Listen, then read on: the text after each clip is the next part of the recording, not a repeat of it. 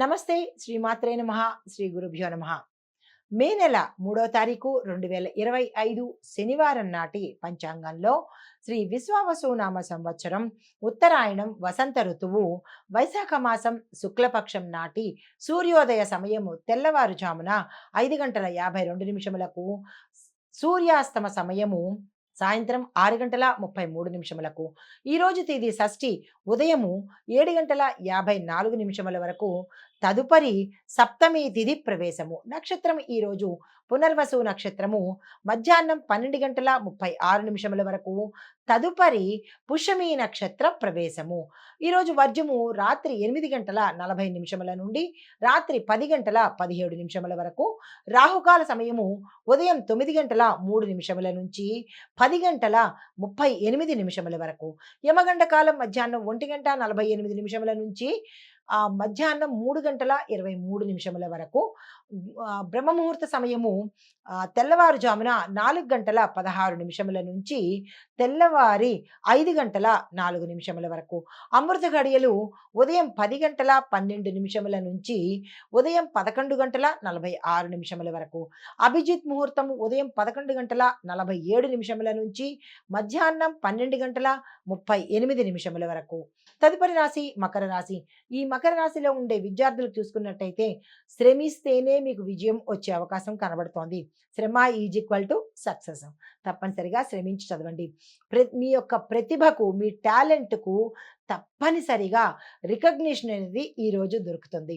అయితే వ్యాపారస్తులకు చూసుకున్నట్టయితే లాభాలు నిలకడగానే ఉంటాయి తప్ప పెద్దగా లాభాలు వచ్చేటట్టుగా కనబట్టలేదు.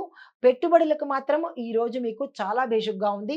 తక్షణమే ఆ పని చేసుకునే ప్రయత్నం చేసుకోండి.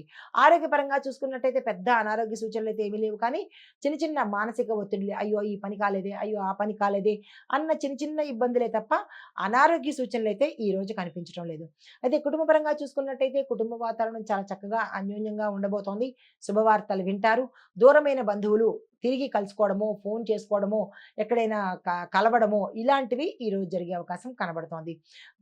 మీకు చెప్పదగిన పరిహారము నవగ్రహ ఆలయంలో శని భగవానుడి దర్శనం చేయడం కానీ, లేదా దీపం పెట్టుకోవడం కానీ, యథాశక్తి దాన ధర్మాలు చేసుకున్నా కానీ మంచి ఫలితాలు పొందుతారు.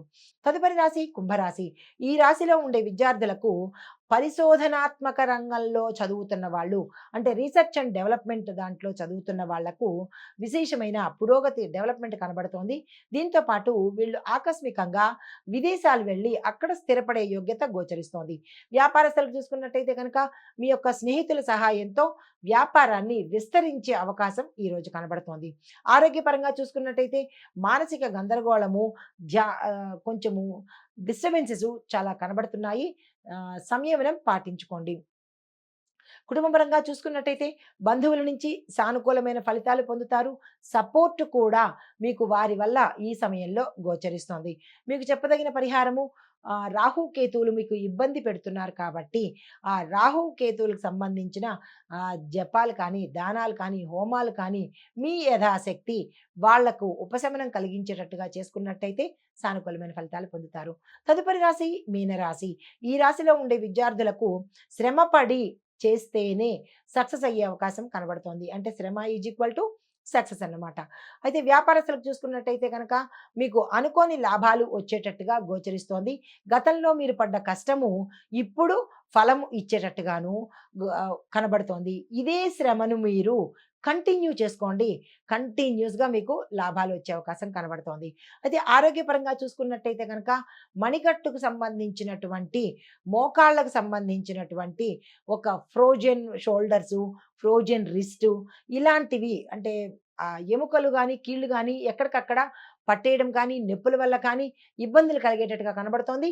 ఫిజియోథెరపీకి వెళ్ళినట్టయితే కొంత సానుకూలం కడే అవకాశం కనబడుతోంది. తరువాత కుటుంబపరంగా చూసుకున్నట్టయితే స్నేహితులతో సహోద్యంగా ఉంటారు. స్నేహితులు రాకపోకలు బాగున్నాయి, కానీ స్నేహితుల ద్వారా ఒక శుభవార్తలు వినే అవకాశం కనబడుతోంది. మీకు చెప్పదగిన పరిహారము గురు పూజ చేసుకోండి. గురు సంబంధిత ఆలయాలను సందర్శించండి. నమస్తే.